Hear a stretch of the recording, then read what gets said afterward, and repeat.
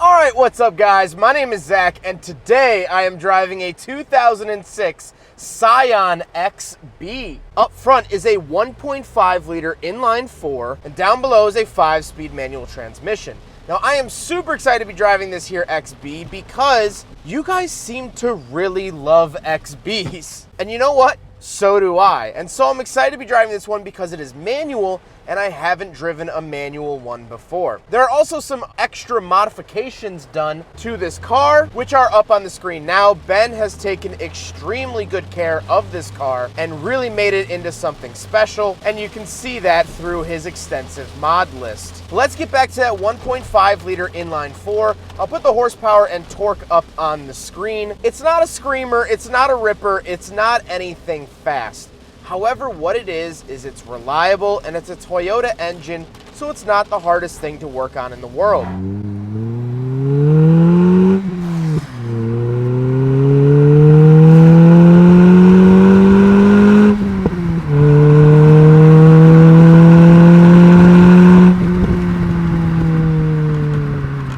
However, as the mod list said, it does have an intake and exhaust, and honestly for a 1.5 it is pretty peppy. It's a light, small engine, so it's easy to rev, and it actually is a lot of fun to row through the gears. But speaking of the gears, let's talk about that manual transmission. Now, this is my first experience with a manual XB, and honestly, I quite like it. Super easy to shift in and out of gear. The shifter feels great, feels like a Toyota shifter, clicks right into place. And that is helped out by a couple of aftermarket pieces. But Toyotas always feel good when they shift. They have really good shifters for the most part. The old Celica that I drove felt great, and this is no different. Now, last but not least, the XB is front wheel drive. So let's talk about the interior. We have some fun little bits to go through. Well, in front of me, way up on the dash, I do have my speedometer, fuel, and tachometer all in one gauge. It looks clean, it looks pretty simple, but it does feel slightly economy like the older Toyota Echoes. They had sort of a similar gauge setup as this car. To the right of that, I do have a little clock and my odometer. And then directly in front of me, this is an aftermarket piece, but I do have a little screen that hooks directly up to the OBD2 sensor, and it's giving me my temperature, RPM, voltage, things like that, which is really, really handy. And if you have an old vehicle like this, I'd highly recommend getting a screen like this or a fixed OBD2 Bluetooth sensor, which we'll talk about later on. On the steering wheel, I have volume, skip track, and mode on the left-hand side, and that's it. It's an asymmetrical steering wheel, which is very on brand for Scion. They were kind of an asymmetrical company back in the day. To the left of me, I have my power mirror adjusters, the gauge dimmer switch, and the traction control off button, as well as a vent up top. And on the door, I have my power windows and power locks. Moving into the center, I have the standard Scion radio, which was actually a Pioneer unit from the factory, which is kind of nice. And then I have my AC button, defroster, and hazard switch, and then the climate controls themselves. These are very basic, very Toyota. However, the surrounding carbon fiber faceplate is not factory, that is an aftermarket edition. And then I have a nice little cubby area. Then I have the fog light switch and a 12-volt outlet. Now, moving down to the center console, I do have cup holders down at the bottom. So let's do a big friggin' bottle test here in the Scion XB. And unfortunately, the Scion XB does not pass the big friggin' bottle test. I was really hoping it would. I don't know, just something inside me really was wishing that it would, but alas, it does not. Then we have the shifter itself. The shifter is very tall because it is nearly floor mounted, and the throw is a little long, but I wouldn't willingly call it long. The shift knob feels like an economy car's shift knob, but the Scion XB was not very expensive from the factory, so I understand it. But as I mentioned earlier, the shifting feel is really good, and that's all I really worry about. Down below the shifter, I do have an aux input. This is the first year that the aux input was offered in the Scion XB. Then I do have an aftermarket center console. This is a really cool piece, and a modification that you don't really see in many other cars is modifying the center console. The stock Scion XB center console is not that versatile and not that useful. So Swapping in this one, you can twist it and turn it and all these other things, which make it really, really useful and really handy. So a couple of thank yous to the people who made this video possible. First of all, we have Cash for Cars. Cash for Cars wants to buy your car. Whether it's running, non-running, has a good title, salvage title, whatever it is, you can get a free quote from Cash for Cars and they will pick up your vehicle in less than 24 hours. Our next sponsor is Fixed. Fixed is a Bluetooth OBD2 sensor that plugs directly into your car and pairs to your smartphone. The app allows you to monitor your vehicle's health. It gives you a forecast of issues that might come up and helps you schedule maintenance and find new parts. Our final sponsor is Conplates. Conplates is a suction cup license plate mount for the front of your vehicle if you don't want to drill one into your bumper. All three of our fantastic sponsors can be found in the description below, as well as videos explaining them further if you'd like more information, but let's get on with the review. The seats are nice and comfortable. They do feel kind of economy, again, sort of cheap, but that was the whole name of the game here with the Scion XB, so I can't really take points off for that because that's what it was meant to be. This isn't a Bentley, this isn't a Rolls-Royce, so can't really expect too much, but we do have back seats, so let's go do a back seat review. All right, so we're in the back of the 2006 Scion XB. Now, back here, the seats are fantastic, way better than they deserve to be. I can stretch my legs out and not hit anything. The headroom back here, I mean, better headroom than I would find like in a Chevy Tahoe.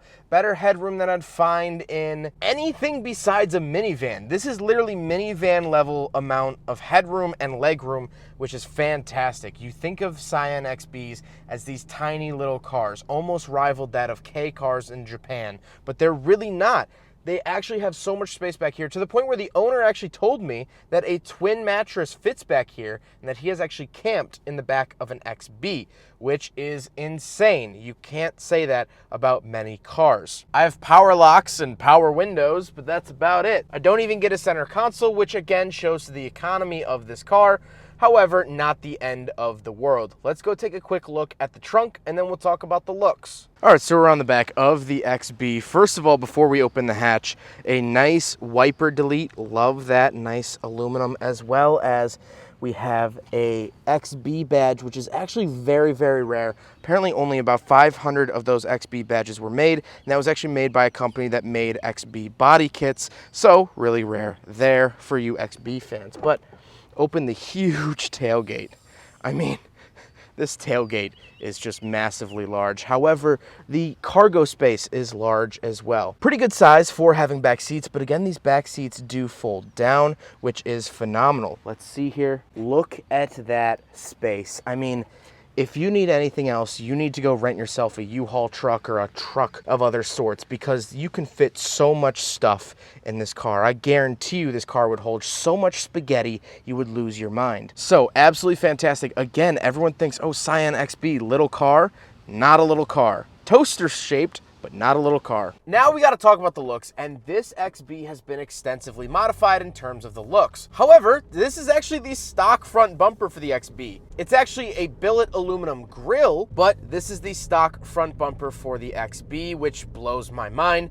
But let's do a walk around of the car and take a look at it. It looks so clean. I especially love the back end. It has the LED taillight swaps from Spider, and I think overall this is just an incredibly clean looking car, and I really, really love it. However, that's part of my final talking point with the XB, and something that I was actually kind of sad to learn today. I grew up loving the Scion XB. My friend's dad had one. I've driven a couple of them, and they've always been super fun cars that were super easily modifiable. That was the cool part, is that Scion from the factory gave you so many options to put a wing on the back, to put different wheels on it, different bumpers, different side skirts. This was a car that Scion themselves said, hey, do with this what you want. Make this car your own, and I love that. But now talking to this car's owner, Ben has had 3 of these so far, and I doubt this is his last. He told me today that parts are no longer as easy to come by as they used to be. This car's been out of production for over 10 years, at least this body style of it. So many companies kind of gave up on them. The whole issue of supply and demand, supply and demand. And right now, there's not enough demand to justify the supply. So companies don't really make parts anymore. It's all moving into the private domain. people who have stockpiled parts from the 2000s. Now, that's not to say that OEM parts are hard to come by. It's a Toyota. You'll always be able to find engine parts. You'll always be able to find transmission parts, basic stuff like that. But modifying these are becoming harder and harder to do because not many people manufacture the parts anymore. The cool parts, which honestly bummed me out because that was such a draw for the XB, was how much aftermarket love these things got. Sure, there's a guy in Georgia who will 3D print you a new radio dial for this in any shape and color you want. And I'm sure there's a guy in Oklahoma that'll shape you a wing and sell you some wheels. But there's no big name companies that are backing this car anymore. It doesn't get the love it once got. The train has left the station in terms of aftermarket modification. And that's sad to me because these cars are fantastic as just cars. Now driving the manual one, shifting the manual one feels fantastic. I love driving it. It's very, very fun, very engaging, very simple, very light, very buzzy. But just as cars, I have a friend who recently moved back down to Miami and she has a Scion XB. She did not drive the car really at all over the entire COVID pandemic, like 15 months. She didn't really touch the car. And she recently moved back down to Miami, got in the car, turned the key, and she drove her little XB home. After sitting for 15 months, turn key and go. That's Toyota reliability for you. That's build quality. That's something that a lot of brands can't say. Let it sit. It'll be fine. It'll start right back up where you left off. It won't skip a beat. And that's what I love about Toyotas, and that's what I love about Scions. Well, I hope you guys enjoyed the video. Huge thank you to Ben for letting me take out his Scion XB. He is the man when it comes to Scion XBs, and it's really nice to have someone who actually knows a lot about the vehicle when I drive them. Gives me a great insight on what they're really like. And this car is just so clean. It's so well done. I think it's simple and yet still something interesting, which is a hard middle ground to find, but Ben has somehow done it. I hope you guys enjoyed the video. Don't forget to rate the video, comment on the video, and subscribe if you really liked it. Take care, guys.